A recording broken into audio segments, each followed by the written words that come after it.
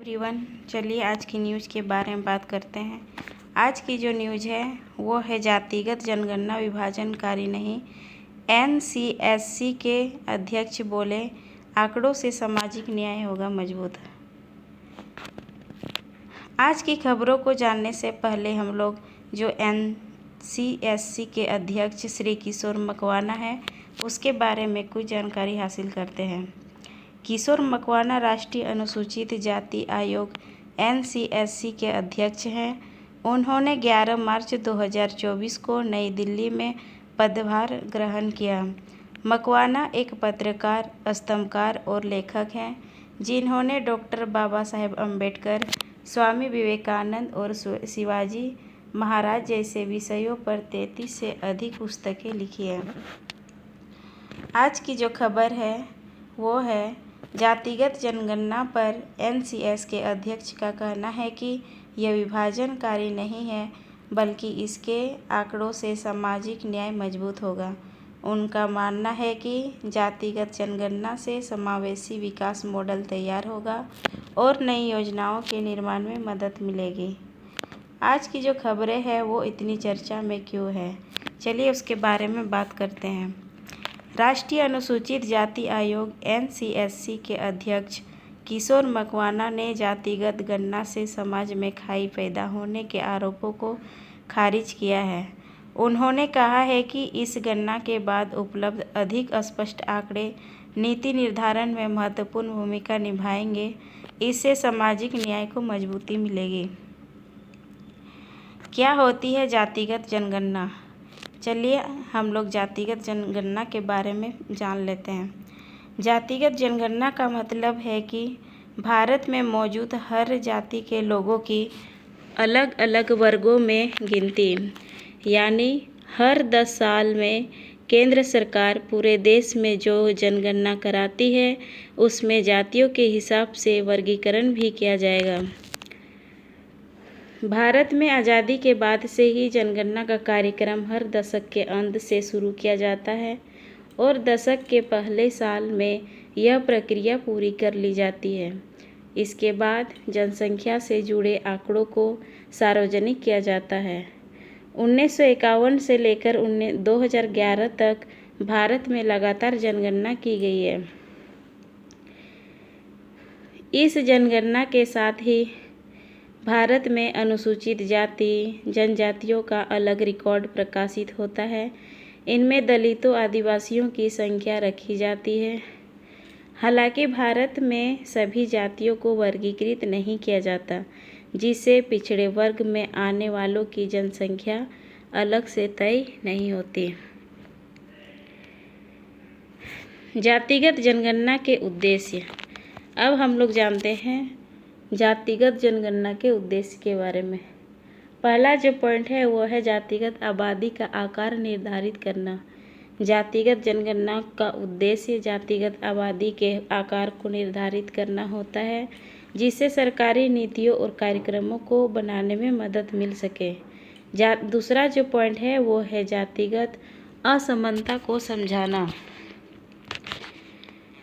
जातिगत जनगणना जातिगत असमानता को समझने में मदद करती है, जिससे सरकारी नीतियों और कार्यक्रमों को बनाने में मदद मिल सके।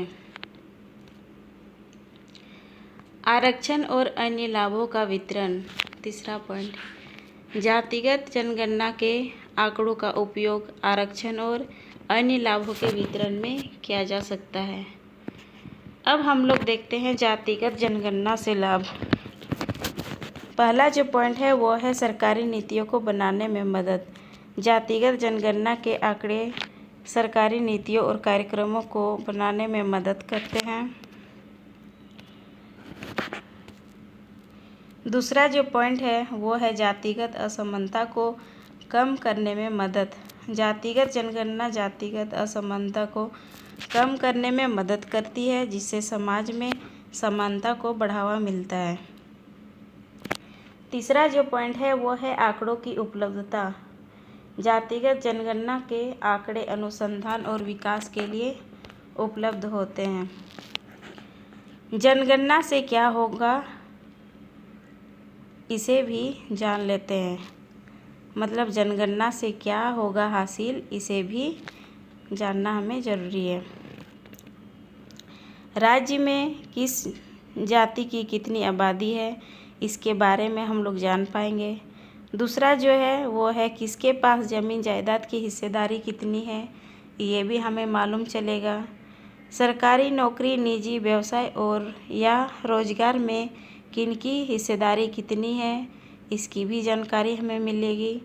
किस वर्ग में शिक्षा का स्तर क्या है, इसके बारे में भी हम लोग जान पाएंगे। इसके अलावा किस समाज के कितने लोग दूसरे या राज्य या दूसरे देशों में रह रहे हैं, इन सब की जानकारी हमें मिल पाएगी। जातिगत जनगणना की चुनौतियाँ। जातिगत चुनौतियाँ के जो फर्स्ट पॉइंट है वो है जातिगत पहचान की जटिलता। जातिगत पहचान जटिल हो सकती है, जिससे जातिगत जनगणना में समस्याएं आ सकती है। दूसरा जो पॉइंट है वो है आंकड़ों की सटीकता। जातिगत जनगणना के आंकड़ों की सटीकता एक बड़ी चुनौती हो सकती है। तीसरा जो पॉइंट है वो है जातिगत जनगणना का विरोध।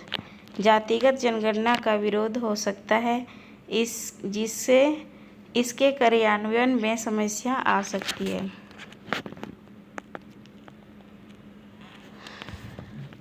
अब हम लोग देखते हैं कि किस जनगणना में कितनी जातियों का जिक्र। जब सन 1901 में उसकी जनगणना की गई थी तो टोटल जातियों की 1646 जातियों का जिक्र किया गया था, और 1931 में जब हुआ था तो उस टाइम 4147 जातियां बताई गई थी। जनगणना में जाति गणना को शामिल करने का निर्णय स्वागत योग्य। एक समाचार एजेंसी से बातचीत में मकवाना ने कहा कि भाजपा नेतृत्व वाली एनडीए सरकार द्वारा अगली जनगणना में जाति जनगणना को शामिल करने का निर्णय स्वागत योग्य है। उन्होंने बताया कि अनलाइक 2011 में सामाजिक, आर्थिक और जातिगत जनगणना, इस बार आंकड़े अधिक सटीक और उपयोगी होंगे, जिससे कल्याणकारी योजनाएं ज़रूरतमंदों तक बेहतर तरीके से पहुंच सकेगी।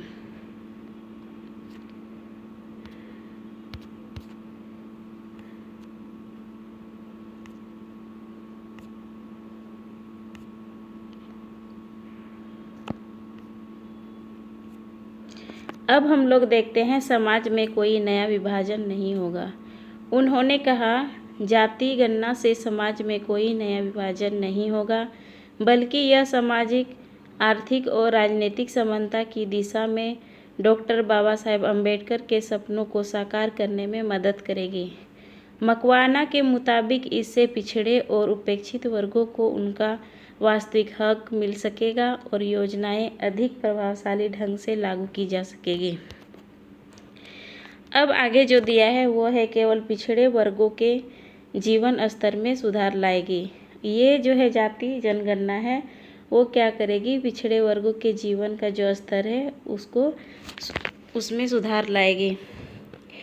मकवाना ने यह स्पष्ट किया कि आयोग सीधे तौर पर जनगणना की प्रक्रिया में शामिल नहीं रहेगी, लेकिन एकत्र आंकड़ों के आधार पर नीतियों के निर्धारण और अनुसूचित जातियों को उचित हिस्सेदारी दिलाने में उसकी महत्वपूर्ण भूमिका होगी। केंद्रीय मंत्रिमंडल के निर्णय पर एनसीएस के अध्यक्ष का बयान।